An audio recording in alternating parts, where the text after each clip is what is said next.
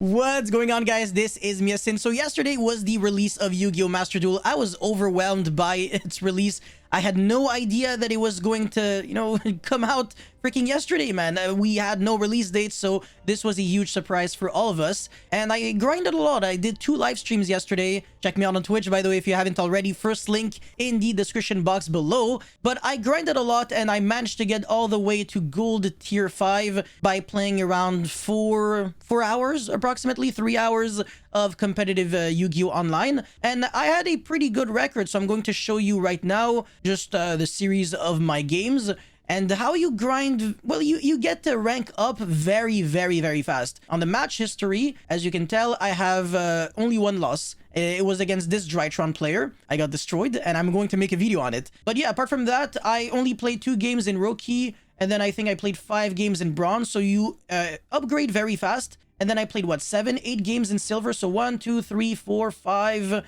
6, 7, 8.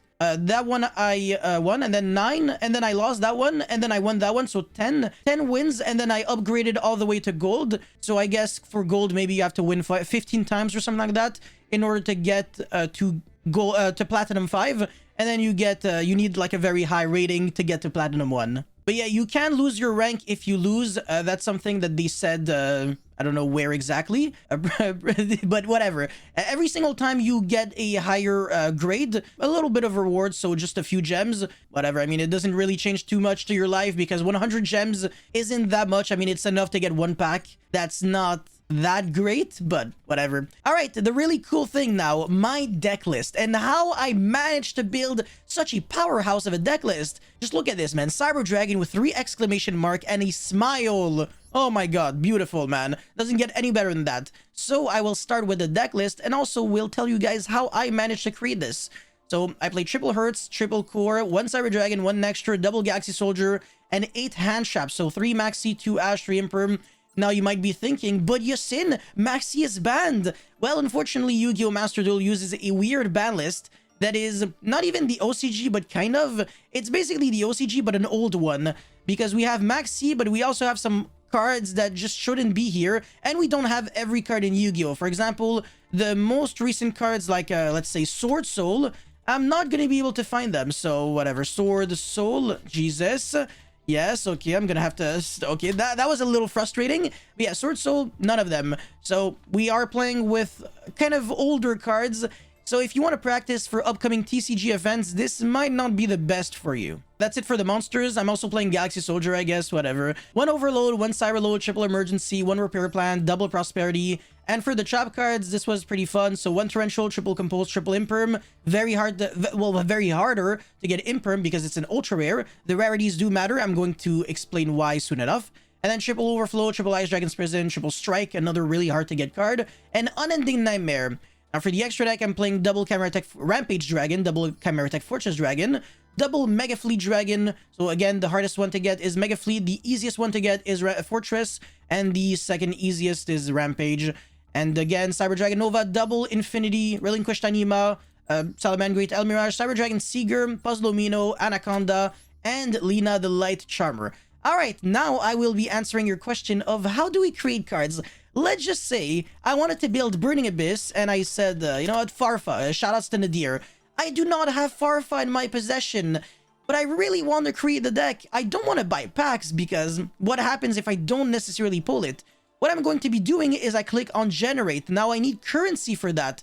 How do you get currency? Right now I have 551 of the super rare currency, but let's just say I did not have any. So when you pull cards from your packs and stuff like that, you sometimes get cards that you don't necessarily need. Now, the good news is that these cards can definitely serve a very nice purpose. For example, you can see that I have quite a lot of copies of Conquistador, copies of Shadow Vampires, whatever, which are rare cards. But let's just say I wanted to create the super rare Farfa. I don't really know if I have super rares that I can really get rid of. So I'm going to click on the hamburger menu that is over here. And I'm going to click on this Mantle Selected Cards. Now I'm going to be clicking on the filters and checking the rarity that I really want, the rarity of the card that I'm really looking for, which is super rare. Now I have a list of all the super rares that I can dismantle There are a lot of cards that you might not be able to dismantle because they are cards that you obtain for free, and Konami always wants you to keep free cards, so if you just dismantle everything just for currency, then you can return back.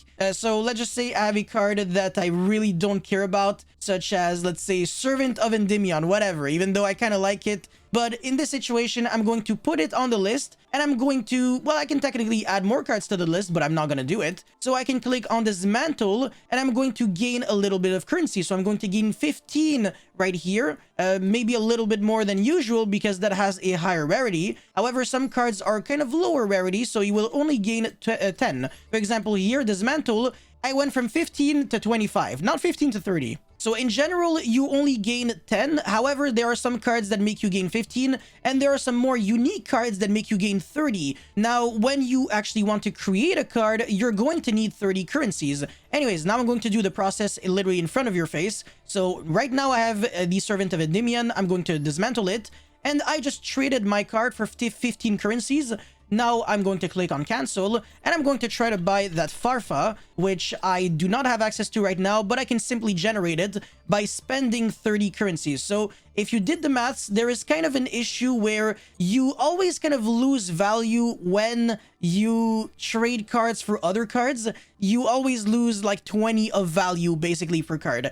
And one important thing that I just did was unlock a new set of cards, well, a new booster pack rather, when you create a card. So that's something that you can do for Cyber Dragon as well. One thing that I did for Salamangreat, actually, without even knowing it, I crafted Salamangreat El Mirage.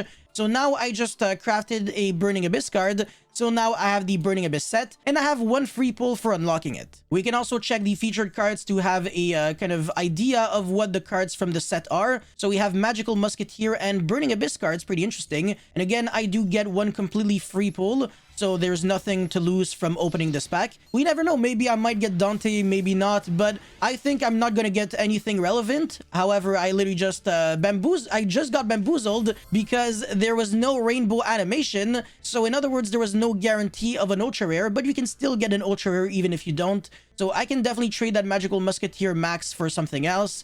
You know, maybe like 10 currencies of ultra rare, so I can afford another staple card such as Ash or something like that. Gonna go back on the deck edit. Kind of hate how every single time you open a pack, it makes you go back all the way to the main menu instead of the place that you were right before that. Basically, if you just want to dismantle cards, again, hamburger menu, dismantle selected cards, spam click like crazy, and you click on dismantle, boom, you gain 80 rare currencies in one shot, and now you no longer have those 9 shadow vampires, you have like 1, but you were able to gain a little bit of that kind of money in a way. Now, this is not to be mistaken with the gems. The gems are completely different. They're what allows you to buy packs. So you go on shop, and then, okay, yes, you go on whatever secret pack, let's say, and you can scroll all the way down to the pack that you really want the most. So for example, here, let's say I'm trying to build Cyber Dragon. I click on the set, featured cards again, and as you can see, the majority of the cards basically are just Cyber and Cyber Dark cards. Well, every single one of them. But if I buy a pack, there is a guarantee that I'm not gonna get just Cyber Dragon cards. Let me show you. So I just bought a pack, and you just literally confirmed that there are no kind of generic cards. They're all Cyber and Cyber Dark, but half of the cards in the pack are going to be from Master Pack. As you can see, 1, 2, 3, 4, 5, 6, 7, 8. 4 of them are going to be generic cards, and the other 4 are going to be for the pack that I literally just bought. Reprodocus, Power Up Adapter, Shmieta, and Doomdog Othros. These 4 cards were not in the Cyber Dragon's booster pack, but the other 4 were. So this is always how every single pack works. And in case you're wondering where did they come from, they come from the Master Pack, which has every single card that the game has access to right now. So Master Pack, the biggest scam in the century, literally 6,750 cards in the set at the moment. But it is very saturated, so chances are you will not get what you are really looking for with the Master Pack. So yeah, if you want to get your hands on a specific deck, like Cyber Dragon, for example, step number 1 is craft the cheapest card, for example. So I'm going to look for Cyber Dragon. It's literally right in front of me, but whatever. So yeah, Cyber Dragon, and then you can click on related cards, and you're going to be able to find every card in the game that just related to Cyber Dragon. But anyways, now we have Cyber Dragon cards, even the ones that I didn't unlock yet, and you can just craft the cheapest one by clicking on generate, and that would unlock the Cyber Dragon pack, and then you can buy 10 packs, which guarantees you a super rare at least. And if you didn't get an ultra rare, the next time you get 10 packs, you will be guaranteed an ultra rare. So when you buy packs, always make sure you buy them in batches of 10. Otherwise, you're always going to get scammed and it's just not worth it. Step number 1, like I said, craft your first specific card and then buy 10 packs, buy 10 packs again, and then start crafting the more specific cards. Start crafting the staples as well. They're way more expensive. The majority of staples are ultra rares, for example, if I'm going to be showing you. So let's just say Ghost, Ogre, whatever. Just the Ghost Sisters. They're ultra rare. So Ghost Ogre, Ghost Reaper, Ghost Belle, Ghost Sister, and Ghost Mourner. Very, very hard to get. However, they are no harder to get than the other ultra rares. So this game doesn't discriminate. Whether you are Solemn Strike or Maxi or Ash or Ghost Sister and Spooky Dogshit, the worst card ever, they're just as easy to get as each other because you can always just craft any card you need. It's literally that simple. And there are some archetypes that are just easier, like always cheaper than others, like the Ghost Rare, the Ghost Trick archetype. Literally every card almost from the main deck looks very, very cheap, but the extra deck has a tendency to be a bit more expensive, and the cards that you absolutely need in your deck, you're always going to have to spend, you know, a little bit more on them. They're always going to be ultra rares, even if the cards are bad. So ultra rare doesn't necessarily mean the card is very, very good. It just means that the card is probably a card that you're going to be playing in your deck. However, sometimes some cards are ultra rares and they're just absolute shit. So in this situation, just make sure you just dismantle them and transform them into better cards. But yeah, I mean, that's pretty much it for this video. Let me know your thoughts in the comment section below. If you still have some comments, let me know as well so I can help you out and other people might be able to help you out. So that's pretty much it. Thank you for watching. I'll see you guys next time. Peace.